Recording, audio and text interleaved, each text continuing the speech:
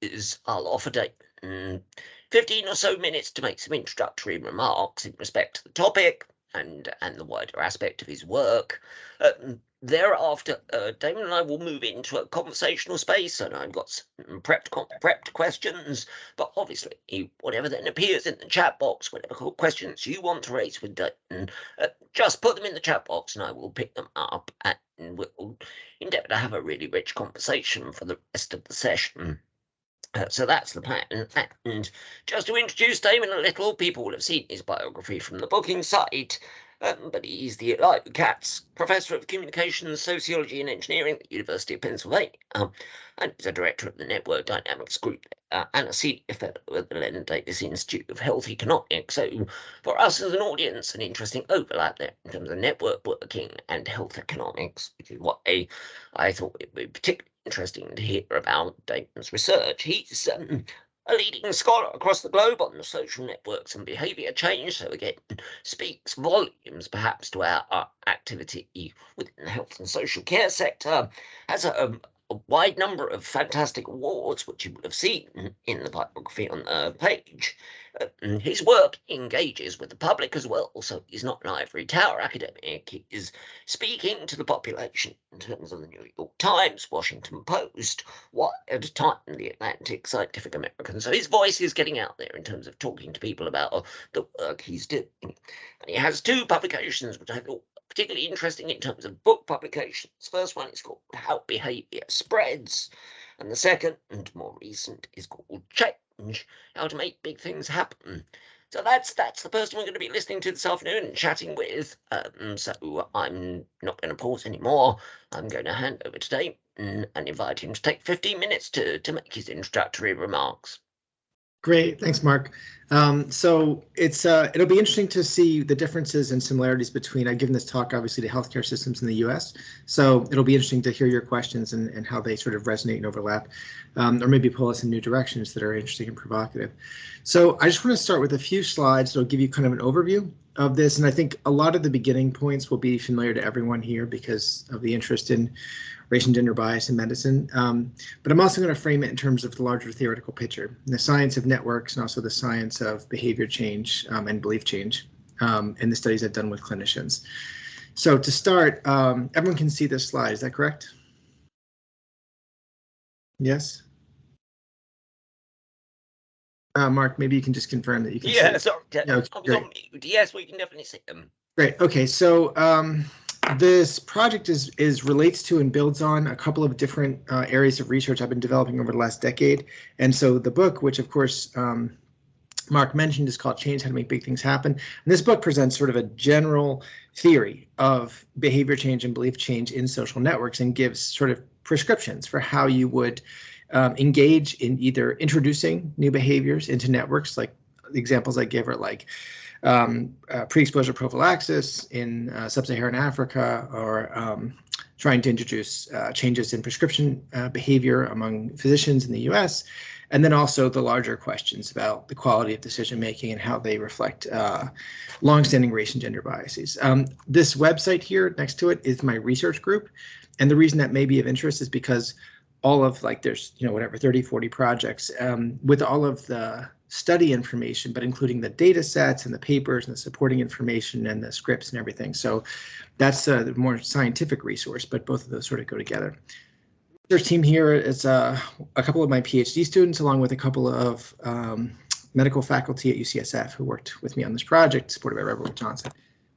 So the problem that motivates a lot of this work is that there's well-documented disparity in healthcare by race and gender, particularly in the US. And one interesting thing to notice about disparities in healthcare is that they are different across different countries.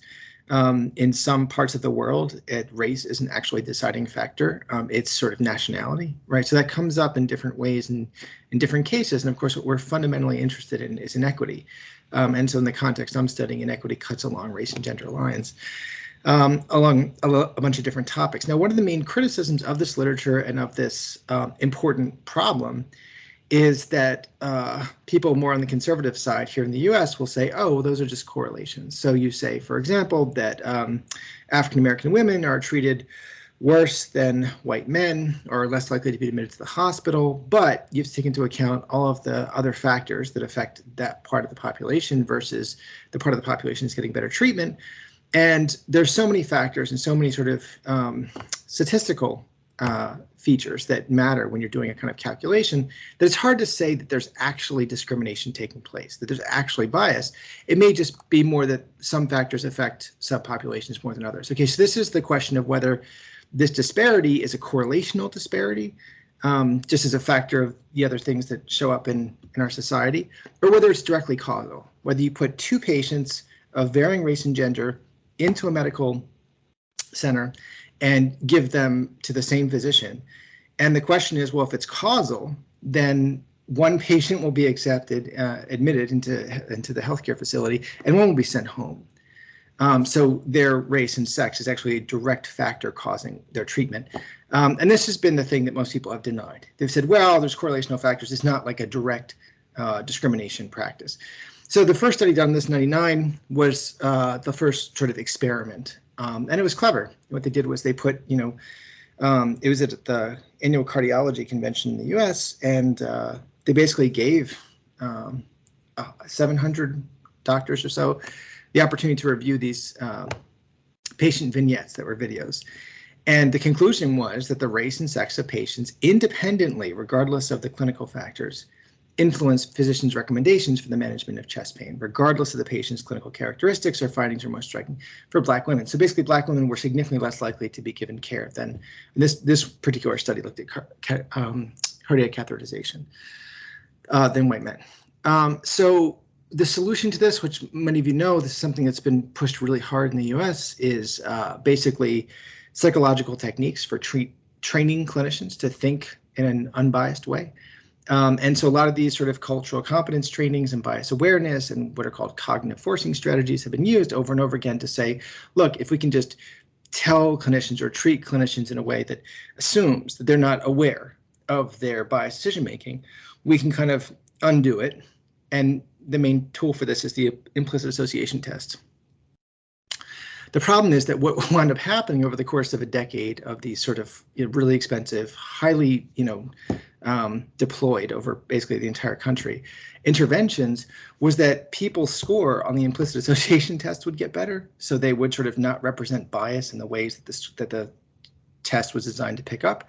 But if you look at the actual race and gender disparity in healthcare, it didn't change at all.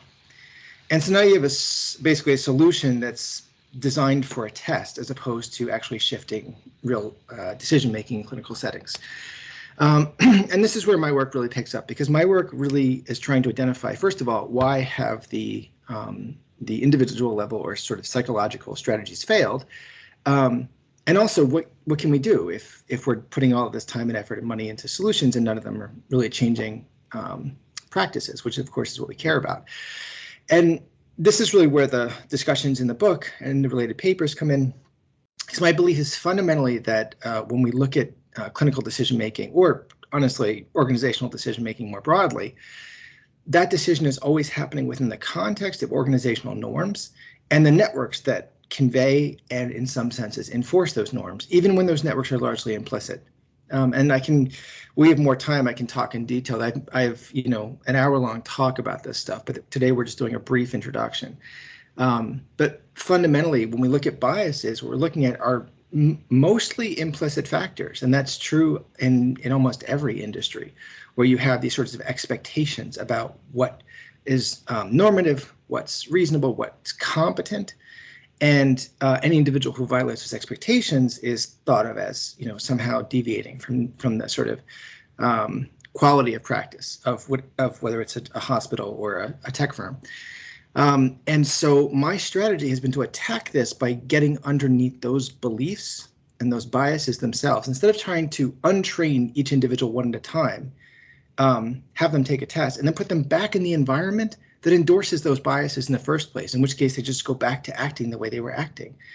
My goal is to say, how can we sort of shift the entire population, the entire community, as one normative change? So it's not treating individuals one at a time, it's treating entire populations as sort of a networked interaction where norms are maintained and enforced. And are there ways we can shift that networked interaction to allow other norms to take hold? And so the really strong claim of this work, which is in the paper Nature Communications, is look, there's a direct causal effect of these networking pathways on people's decisions and how biased they are. And if we change using a network style intervention, the networking pathways among people, regardless of whether they think of themselves as biased or not, we can actually shift the disparities in the treatments that patients get. So this is very briefly, this is not going to be a technical talk. Just in terms of characterizing the kinds of networks that show up in many cases. On the right-hand side, you have a centralized network, which intuitively means there's sort of one person or a small number of people who have disproportionate influence over everybody else. So those black dots represent people, and each of those lines represent sort of communication channels. And so in a centralized network, this is often like a hierarchical network structure. We have like one or a few people at the top giving recommendations and advice to people who are lower down. And that translates into a very sort of direct model of how social influence affects expectations and norms among everyone.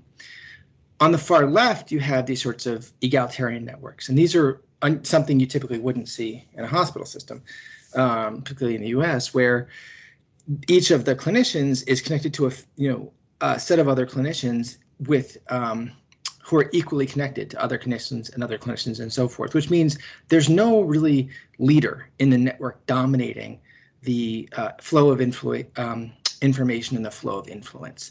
And so you can sort of set the egalitarian and centralized as these sort of two poles on these two extremes in this continuum. You can say either you have this massively hierarchical structure where influence flows downward, or this massively egalitarian structure where influence is flowing horizontally among lots of different clinicians. And it turns out that this difference between a centralized network and an egalitarian network is surprisingly and causally impactful on the kinds of beliefs and norms that physicians exhibit in their decision-making with patients. And the main sort of thrust of the paper, which I'm assuming some of you have read, which is expanded in more detail in the book, is that medical decision-making is fundamentally not what it's been represented as historically in the US, which is a rational actor making a sort of an economic calculation in the broadest sense of that term, and then, delivering that calculation and the correct procedure and the correct decision to a patient. It's much less rational. It's much more behavioral and social. And what that means is that to understand clinicians' decision-making and biases in decision-making, you need to understand the behavioral social context of decision-making, which fundamentally are these networks within hospital systems. And also, once you treat a network within a hospital system, you can then look more broadly and look at networks across hospital systems. Again, this is the kind of thing I get into in the book. So this network approach is effective for addressing implicit bias because people are unaware that networks are there at all. The vast majority of us think that we take in information, we do a calculation in our head, and we make a good decision. And we're utterly oblivious to the invisible norms and influences affecting our decision making. And this is one reason why if you train someone to make a reasonable, unbiased decision in an isolated context, taking a test, and then put them back into a network community, they're going to be completely oblivious to these influences and wind up, sort of regressing back to the behavior that you were trying to change. And so the argument here, and this is what the study demonstrates, is by manipulating the pattern of connections and the information flow among physicians, we were able to eliminate the initial disparities in healthcare, where initially we found that, just as you would expect, you give a black female patient to a clinician and a white male patient to a clinician who were designed by sort of the experimental protocol to have the exact clinical history and exact relevant clinical factors. And what would happen was that basically the black female patient was 4 times as likely to be sent home than the white male patient who was admitted. Now that's a striking disparity. And by the end of the study, with numbers of different networks, hundreds of different clinicians, every single community basically recalibrated its norms and wound up giving equal care to the white male and black female patient. So what that tells us is that when we look at the structure of consultation networks or referral networks, the one on the left is intuitive in some ways because it's really good for getting information flow out there fast.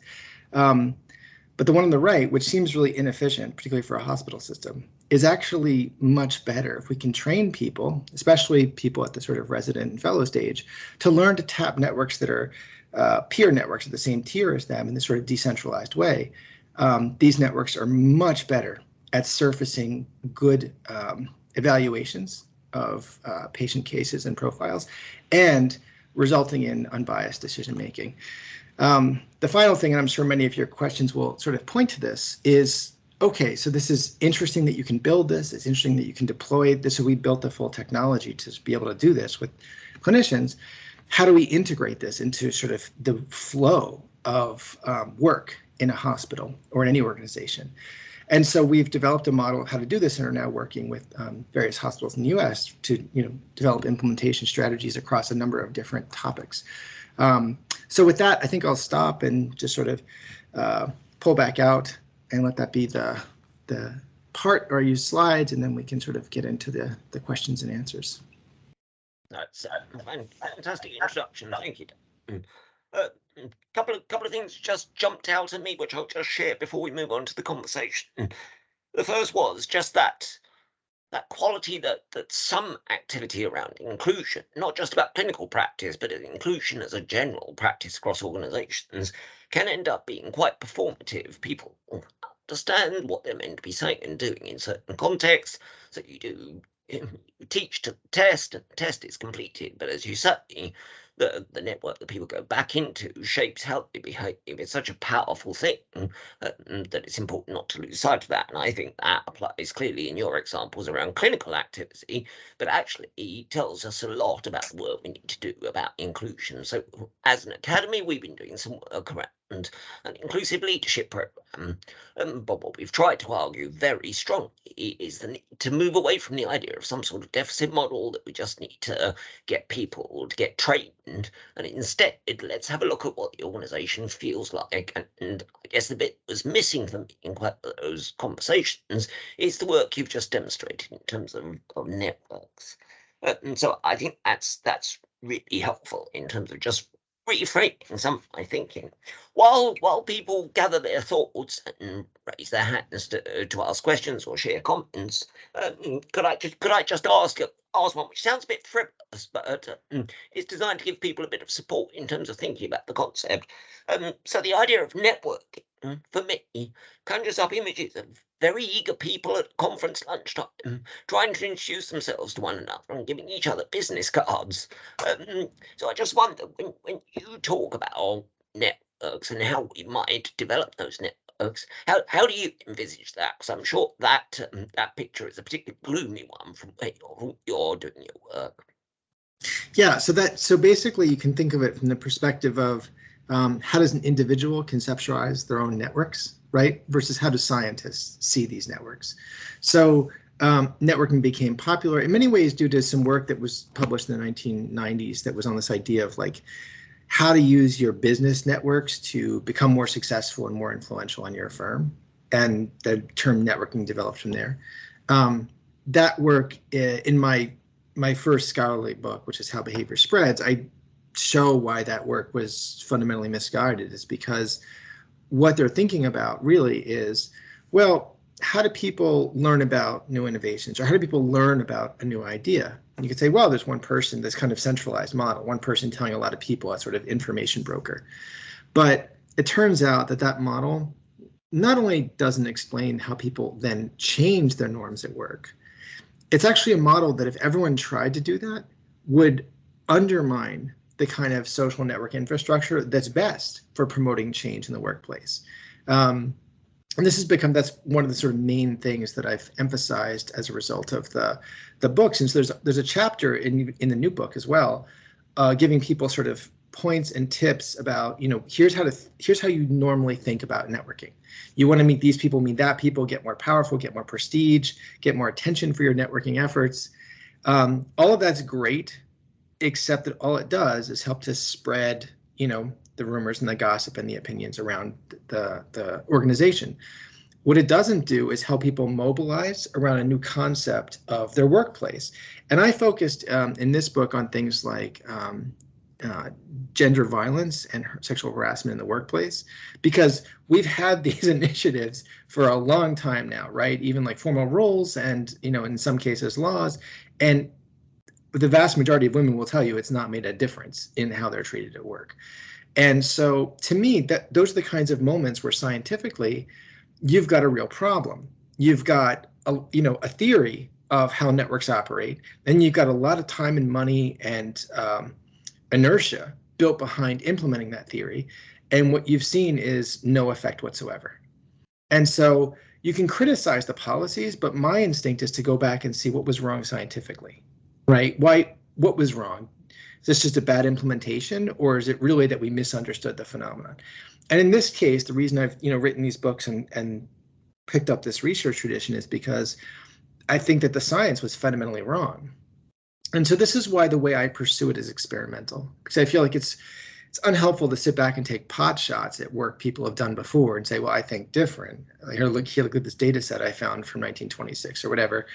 I think it's much better to say, all right, if I'm right, and these kinds of influences do spread in networks in this way I'm describing, I should be able to build a community of physicians or build a community of people going to a weight loss center or build a community of people evaluating stocks. And I should be able to connect them in a way that increases their performance and reduces their bias. And that's where I think the rubber meets the road, is if you can do that, then you show, okay, so this is a new theoretical footing for us. And then the question becomes to sort of go back and start over and say, okay, now let's implement this idea because this one actually has some teeth to it.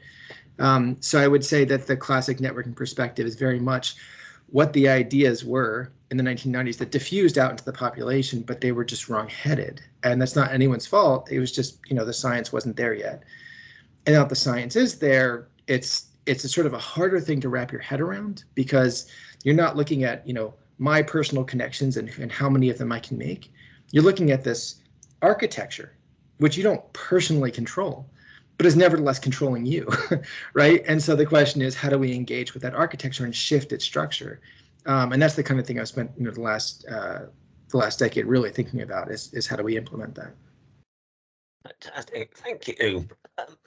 Just checking if in the audience there are any questions or comments. If you raise a hand, I happily hear your voice.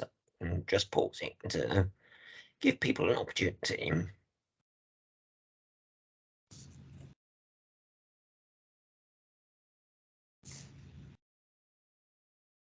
I'm uncomfortable with silence, so I'm going to override it quickly. But as I say, if something occurs, then do just put up your hand and I'll come to you very quickly. So just thinking, going back into this idea, the networks that currently exist in organizational spaces are networks that constrain thinking and potentially stop people from practicing in the way you would expect. So I just wondered if you had any thoughts about what it was in those kind of networks, the slightly older networks, as opposed to ones that we're trying to develop these days, that kind of leads to those issues. So, how it's that people can end up, I'm just taken by that statistic around a black woman being 4 times more likely to be admitted for treatment than a white man. And what in your view are the things that are structuring people's thinking and getting them to behave in those ways? Yeah, so the interesting thing about the effects of networks on reasoning is that it starts from this counterintuitive idea that the way that people are talking to each other is filtering ideas. And so the thing you hear, you're more likely to believe it in some cases and less likely to believe it in others. One of the major mistakes I think we in the West have made from a public health perspective is we've said, well, all we need to do is tell people what they need to do to save their lives. And they'll do it because it's just a matter of people being uninformed, right? And so the basic logic has been, well, we do public health dissemination around like need to wear face masks or need to get vaccinated for COVID-19. And what you see are these, if you thought that theory worked, then what happens next is very surprising. Because instead of people wearing face masks, you get these bizarre cultural moments where some people are wearing face masks and some people experience it as like a cultural offense that other people are wearing face masks. And so unlike the disease itself, right, unlike the virus, which spreads effortlessly across national borders and political borders, right, these behaviors don't, right? They're sort of trapped in these sorts of beliefs that people have. And that, to me, that's the fundamental distinction between, and I refer to this in the book as simple contagions and complex contagions. Simple contagions are viruses. They, and gossip works the same way, basically. But it's a network where, someone tells you something and it gets out there very quickly. So again, in a centralized model, one person has the information and they say it, a bunch of people hear it, and now everyone has that piece of gossip, and that's really effective. That person is also like a super influencer for spreading COVID, right, or the measles, because they just come into contact with so many people. When you shift from looking at like epidemiological models of information and viruses to looking at social models of behavior change and belief change, those network effects get turned on their head. Actually, the centralized networks are the most likely to create entrenchment and disregard for new scientific information. Now, that's problematic because almost every government agency in the US that's tried to address the resistance to COVID vaccination and so forth has tried to use the classic influencer model of like one highly connected person telling everyone. And everyone has been surprised that it hasn't worked, right? So, it's like, this is what the book is meant to do, is to disabuse people of the belief that information viruses spread just like these sort of belief change, behavior change dynamics, which again I refer to as complex contagion. And so most of the work in the book and in these studies is meant to show how once we conceptualize complex contagion as something that requires sort of interlocking social reinforcement from people who can mobilize opinions that go against the status quo, then we can sort of shift collective belief in a way that creates a population-wide change in expectations about what people will do. It's impossible to do this one person at a time. So I have lots of other sort of diagrams that can help explain this, but basically, if a bunch of people are not wearing masks and one person shows up to this sort of community and says, oh, hi, but they happen to be wearing a mask, they don't need anyone to tell them or to say anything. This is the beauty of networks and norms, is that all you have to do is see that everyone else in the room is not wearing a mask to feel incredibly uncomfortable, right? And we've all experienced these moments where we're like, oh my God, no one's wearing a mask but me. Like, you say, take it off. And of course, the irony is like, well, if no one's wearing a mask, you should definitely wear one because the situation is more dangerous. But normatively, socially, we all feel that in pressure without anyone saying anything. And that's the sort of important insight of complex contagion, is that you need some sense of legitimacy for the behavior you're adopting. And it's exactly the same with physicians.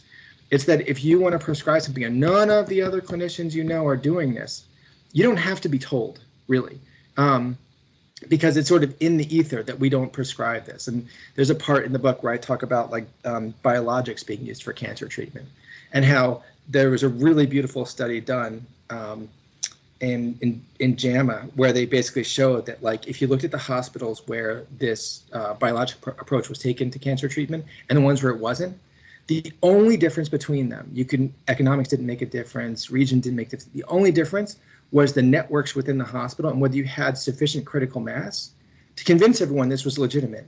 And in the hospitals where you didn't have that critical mass, it just never took off.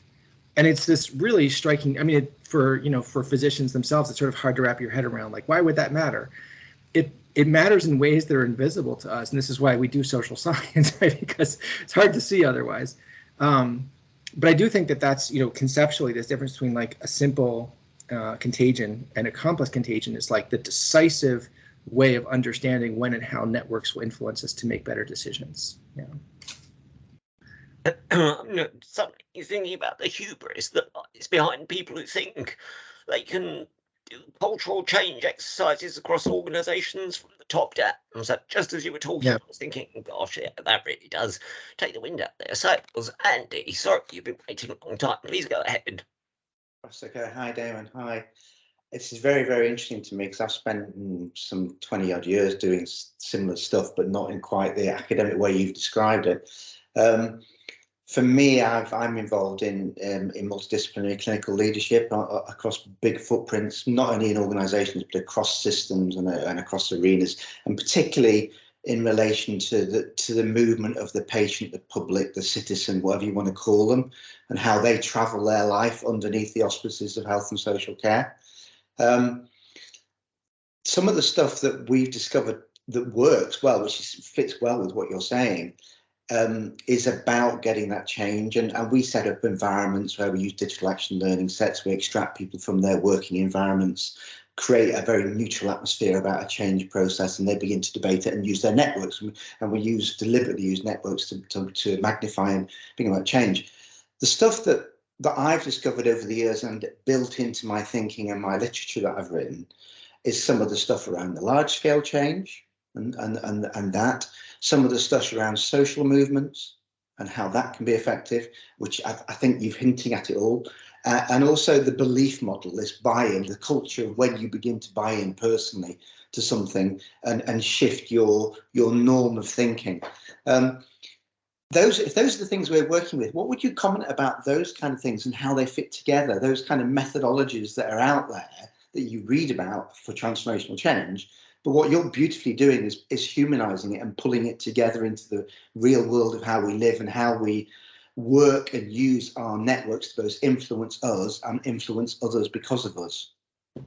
Yeah, no, it's a great point. I think that one of the advantages of working like this, for me, the new book was an opportunity to synthesize a bunch of papers I wrote and to talk about them in exactly this broader context. So once you put together, for example, the growth of Black Lives Matter and put it side by side with the growth of the civil rights movement, put it side by side with the growth of fair pay and equity movements within organizations, you start to see how these patterns become transparent, really easily intelligible from this network perspective, with this concept of complex contagions as a guide. I want to make it clear that networks themselves don't tell you this. People have for decades used networks and argued that, centrality is the most important thing, which basically comes down to like the high status influencer, which is why so many marketing firms and government offices so rely on that. It's because that was what it meant for many years to use networks at all. And so this isn't just like, social network analysis. This is like a new theory about how networks operate on human behavior and beliefs.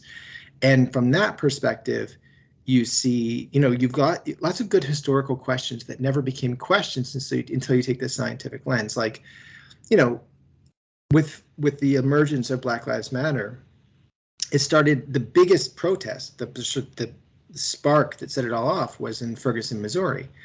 Now that should raise certain questions because Ferguson, Missouri is not a hotbed of social activism.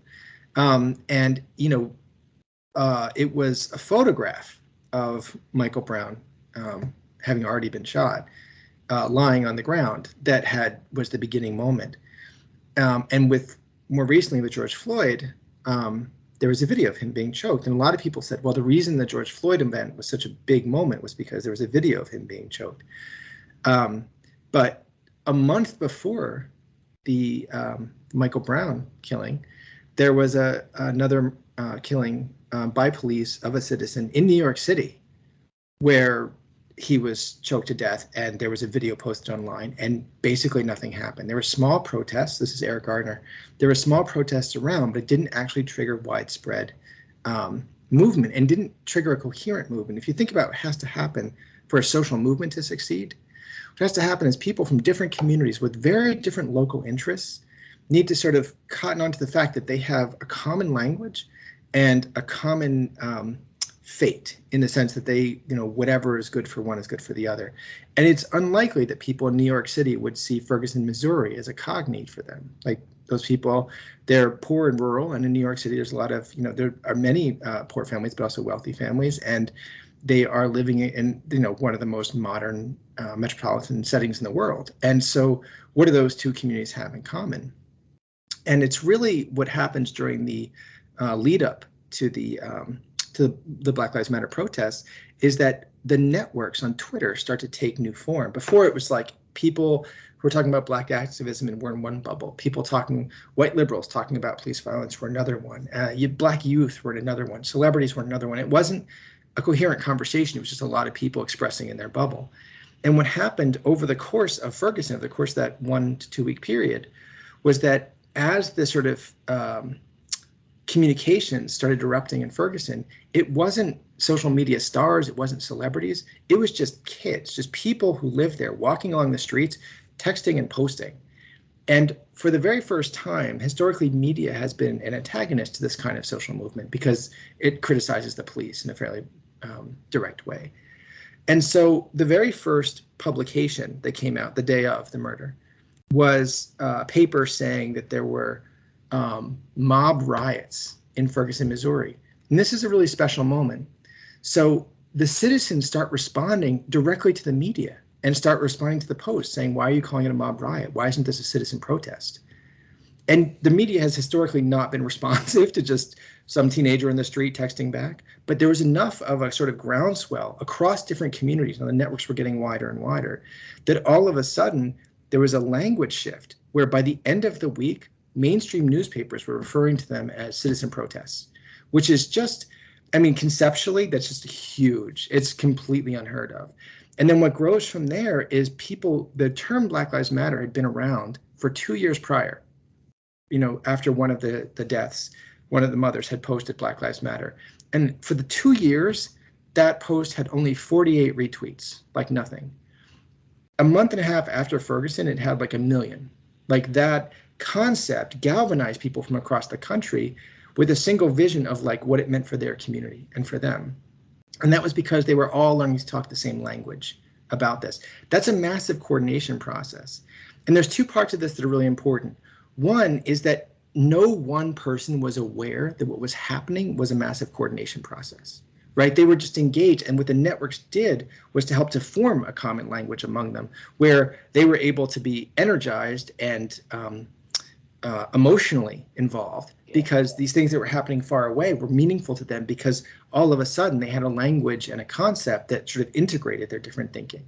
Now, the beautiful thing about Black Lives Matter, and then subsequently the nationwide protests in 2015, and then or 2014, and then the worldwide protests in 2020, is that this wasn't architected by anyone, right? No one went in and said we're going to build the proper social media network to, but it has been done. The people have said this. Silicon Valley did this. They said we're going to build an infrastructure among the among firms here that's going to allow us to sort of use each other and develop a sort of a common value system where we can sort of integrate more than the classic model of like IBM with a big wall around it. Everything IBM does, IBM owns, right? And Silicon Valley shifted that model. It was very open borders. And the sort of concept here, and this is probably a useful thing, just to do a quick screen share for. The concept here is this idea that if you've got these groups where you've got group A, group B, and group C, who are disconnected in their sort of thinking and in their beliefs, obviously there's a problem of no information flow. Now, the classic idea, and I was talking about this a minute ago, of the broker is someone here who sort of bridges this group and that group. And again, some information can flow back and forth. And you see this in the Twitter bubbles prior, like in 2013, prior to what happened in Ferguson. But that's just like one comment going back and forth. It doesn't create a sense of mutual understanding. We can't see your screen. What we can see is your DC logo. Oh, let me try to, thanks for calling that out. Let me try to bring this back up. Yeah, just while you're doing that, the reason I asked this question is that within the UK, we understand that the patient, the citizen, the client, whatever you want to call them, their journey through health and social care can be fragmented, can be difficult because of within various organizations that we've got across the system, people's beliefs, their biases, their behaviors mean that the smooth running of interrelationships between those organizations to facilitate that individual, that patient, doesn't work. Now, at the moment, as you probably know, the country and the NHS is beginning to change its structure again and calling it integrated care, because they understand that there's those barriers and blockers because of the biases that prevent an efficient and an effective system occurring. But what they're doing is that they're doing it around organisation think rather than necessarily about the cultures and beliefs around the networks and what you're talking about. Yeah. And I think the question for me particularly is how do I facilitate system-wide approaches that get across that, which is kind of, I think, what you're touching on, which is really nice to hear. Yeah, so this is the diagram I was showing a moment ago. So these are, you can imagine these A, B, and C, and this is one of the nice things about. Yeah, I don't know. I still can't see anything. I don't know whether anybody else can, but all I can see is DC on the screen. We can all see it, Andy. I can I'll see screenshot it for you. You can see it, okay. Yeah. Yeah. But so each of these groups is basically what classically referred to as a silo, and you can think of this within an organization. But equally, you can think of this within like an industrial ecosystem, or within a different groups, political mobilizing groups within a country or a region, where because they're not connected, we see a huge lack of infrastructure potential to do something. And the classic solution is to have someone who's a broker who's really excited about making ties. And the point is, although these kinds of brokerage ties can allow information to spread, you have to imagine that people are relatively reluctant to shift either their pattern of work or their pattern of behavior without enough convincement that doing this is going to be ultimately beneficial for their goals. To take the example of the workplace, the real concern is if someone has a really good idea in A and the group A starts doing something, people in group B may hear about it, but then they think, that doesn't mean my group is going to be more productive. In fact, if we start adopting this thing and it doesn't work for us because we have different routines and different expectations, then we're all going to fall behind and look worse than group A, so we're not going to adopt it. But now imagine the networks look like this. And this is the key concept. This sort of builds on simple and complex contagion. This now goes from a narrow bridge to a wide bridge. And this seems like a simple idea, but it's really important from a social scientific perspective, because when you start building these redundant ties, it does two things. One, it reduces Robert's power as a broker, because now you've got other people there who can do this job. And so there is some resistance typically to building these sort of wider bridges. But because multiple people in group B can witness people in group A and what they're doing and also how successful they are together, then they can also coordinate with each other and thinking about how to adopt this and integrate it and move it on. So think of these as like different hospital systems, learning from each other about what works and what doesn't work and thinking together about how to integrate it. These are the kinds of infrastructures that really facilitate the growth and change of norms and culture. And as I said, there are lots of examples of different industries and of course, social movements that have grown through either the lucky endogenous formation of these ties or through explicit intentional growth of these sorts of wide bridges that have been very effective. And so that's from a sort of systemic perspective, it's a useful way of characterizing what it is about the connections between organizations or different units that really facilitates this sort of growth and change process.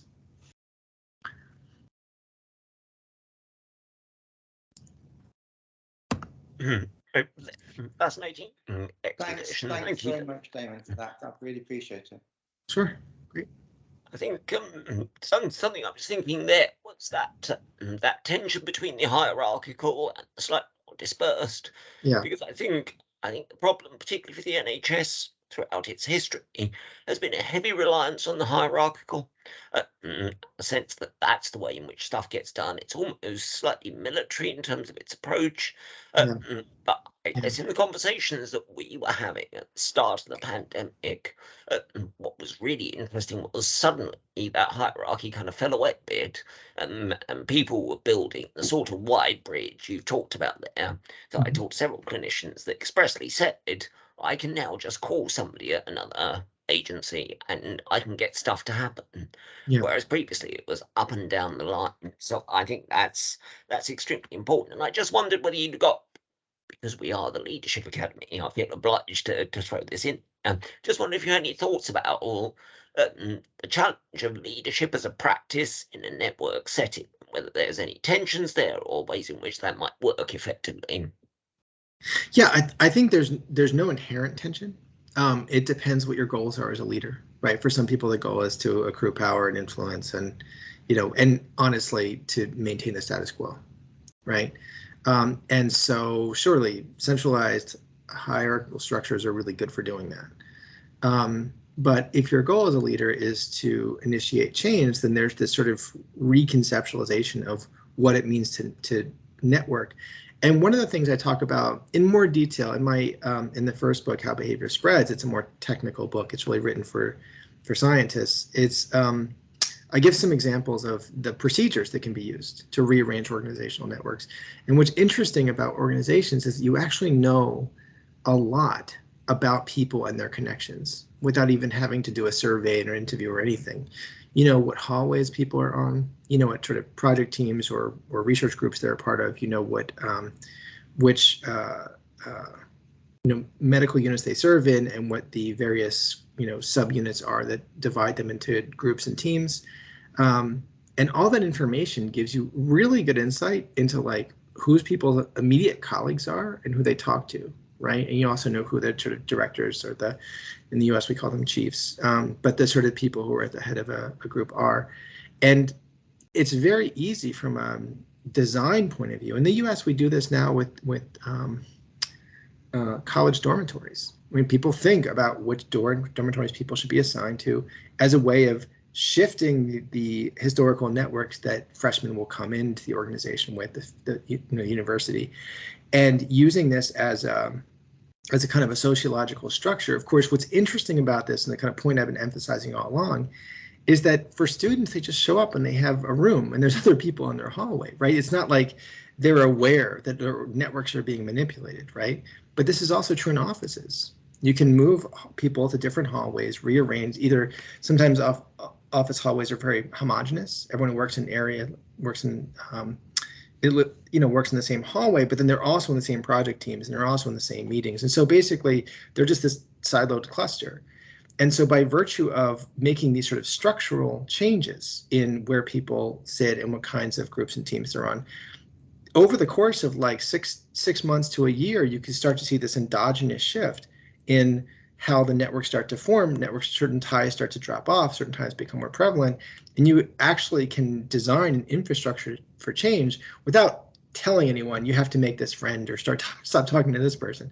It's just really a function of and that's, I would say, one particular advantage of organizations, because some of the contexts that I work in or that I consult for are more open-ended. How can we generate changes in political relations and political polarization in the US, and you have to generate an infrastructure that's not tied to any particular organization.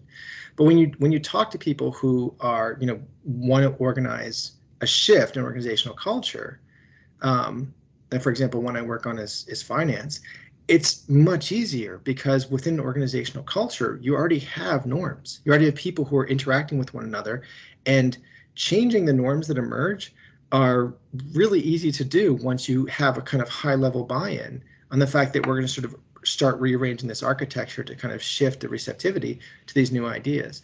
And so I would say organizations is actually the easiest place to kind of get in and start making these kinds of changes.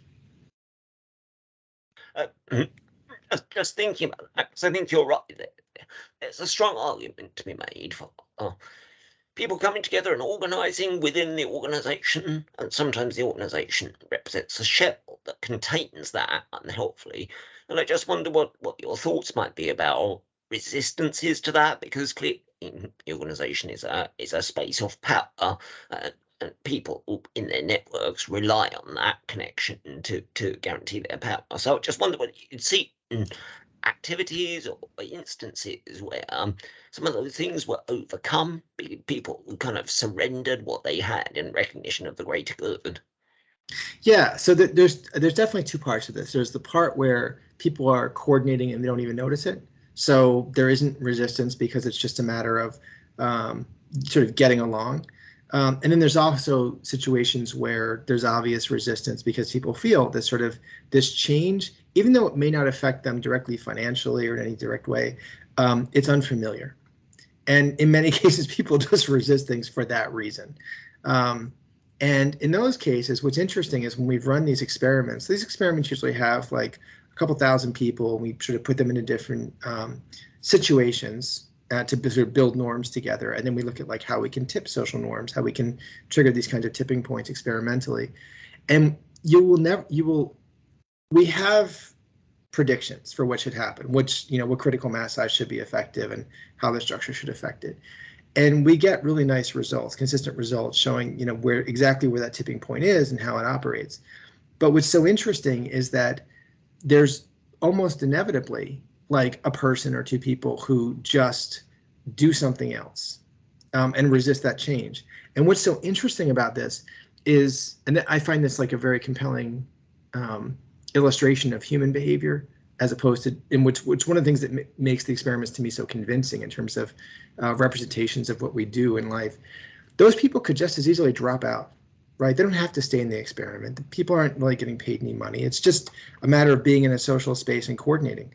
Those people stay in there till the end, like vehemently saying something that's oppositional for what? What's the utility there, right? And that's what's so interesting is like there are people who will resist for sometimes because of power, but sometimes, like in these cases, just because of their opposition to whatever norm they become accustomed to. And I think that that's really interesting because the network dynamics work the same regardless. Those people are in there doing that, resisting it, but the population as a whole shifts.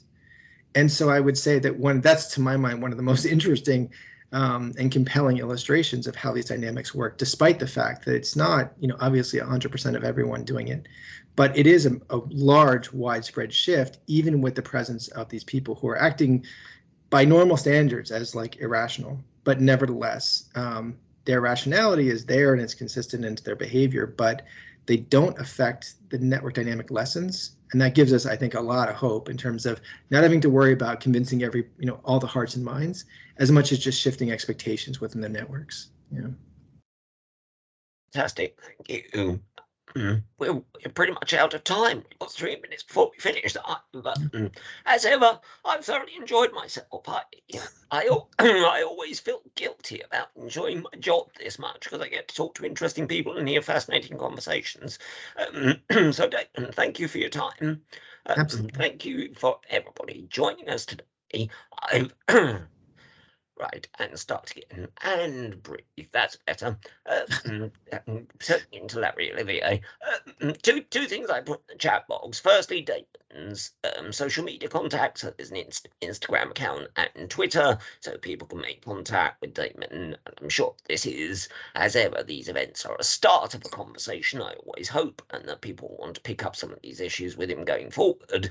So I hope that's the case. And then second, at the start of next year, we have another half-day meeting where we're looking at networks, and it's called Why Networks Matter. And we're looking at networks as critical to the kind of systemic working that Andy was talking about in respect to the challenge of integrated care in the NHS. And second, looking at networks as inclusive methods. I have a set of networks which benefit me, but they don't benefit everybody, and I'm very conscious of that as a white middle-class, middle-aged man. So we're looking at networks through those two prisms. So if people have enjoyed today's session, then please consider joining us. I think it's February next year to have a conversation about networks in more detail.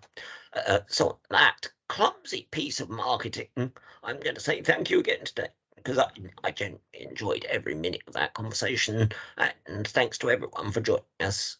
Yeah, thank you, Mark, and thanks to everyone for your questions too. It was really a fun, engaging conversation. Fantastic. Thank you very much. Thanks, everybody.